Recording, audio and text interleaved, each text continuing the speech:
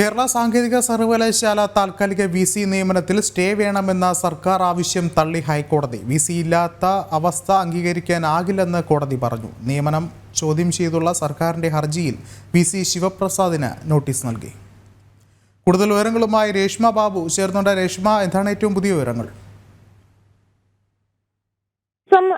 KTU താൽക്കാലിക VC ആയിട്ട് professor ശിവപ്രസാദിനെ നിയമിച്ചിരുന്നു. ഇതിനെതിരായിട്ടാണ് സംസ്ഥാന സർക്കാർ ഹൈക്കോടതി സിംഗിൾ ബെഞ്ചിന് മുന്നിൽ ഹർജി ഫയൽ ചെയ്തത്. ഈ ഹർജി ഇന്ന് സിംഗിൾ ബെഞ്ച് പരിഗണിച്ചുകൊണ്ടാണ് ഈ സ്റ്റേ വേണമെന്ന സർക്കാരിന്റെ ആവശ്യം തള്ളിയിരിക്കുന്നത്. അടിയന്തരമായിട്ട് തന്നെ ഈ VC നിയമനം സ്റ്റേ ചെയ്യണമെന്നുള്ളതായിരുന്നു സംസ്ഥാന സർക്കാർ മുന്നോട്ട് വെച്ച ആവശ്യം. ആ ആവശ്യം അംഗീകരിക്കാനാകില്ല എന്നാണ് ജസ്റ്റിസ് സിയാദ് റഹ്മാന്റെ ബെഞ്ച് വ്യക്തമാക്കിയത്. VC ഇല്ലാത്തൊരവസ്ഥ അംഗീകരിക്കാൻ സാധിക്കില്ല എന്ന് കൂടി ഹൈക്കോടതി എടുത്തു പറയുകയും ചെയ്തിട്ടുണ്ട്.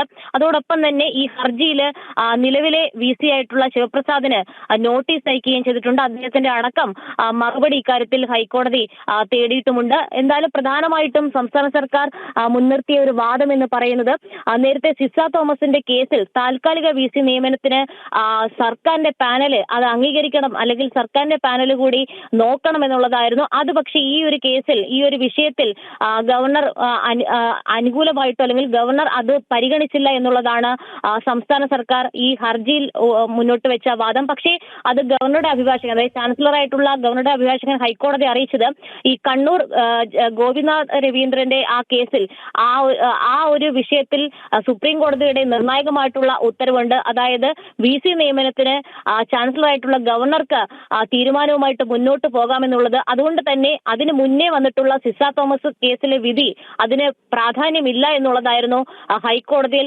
ചാൻസലർ ആയിട്ടുള്ള ഗവർണറുടെ അഭിഭാഷകൻ മുന്നോട്ട് വെച്ച വാദം. അത് മാത്രമല്ല, ഈ VC നിയമനത്തിന് പാനൽ നൽകാതെ അത് VC നിയമനം തടസ്സപ്പെടുത്തുന്ന ഒരു നടപടി സംസ്ഥാന സർക്കാരിന്റെ ഭാഗത്തു നിന്നും ഉണ്ടാകുന്നു എന്നുള്ള ഒരു ആക്ഷേപം കൂടി ഗവർണറുടെ അഭിഭാഷകനായിട്ടുള്ള അഡ്വക്കേറ്റ് ശ്രീകുമാർ ഹൈക്കോടതിയിൽ മുന്നോട്ട് വെച്ചിരുന്നു. ഇതടക്കം ഹൈക്കോടതി പരിഗണിച്ചുകൊണ്ടും കേട്ട ശേഷവുമാണ് VC ഇല്ലാത്ത അവസ്ഥ അംഗീകരിക്കാനാകില്ലെന്നും നിലവിലെ VC നിയമനം ശിവപ്രസാദിന്റെ നിയമനം സ്റ്റേ ചെയ്യണമെന്നുള്ള ആവശ്യം തള്ളുകയും ചെയ്തത്. എന്തായാലും ഈ ഹർജി ഹൈക്കോടതി വിശദമായിട്ട് തന്നെ വീണ്ടും പരിഗണിക്കാനായിട്ട് മാറ്റിയിട്ടുണ്ട്. അതുകൊണ്ടാണ് നോട്ടീസ് അടക്കം നിലവിലെ VCക്ക് അയച്ചിരിക്കുന്നത്. നിലവിലെ VCയുടെ അടക്കം നിലപാട് കൂടി തേടിക്കൊണ്ടായിരിക്കും പിന്നീട് വിശദമായിട്ട് ഈ ഹർജിമേൽ ഹൈക്കോടതി വാദം കേൾക്കുക. വിഷ്ണു, ശരി, രേഷ്മയാണ് വിവരങ്ങൾ നൽകിയത്.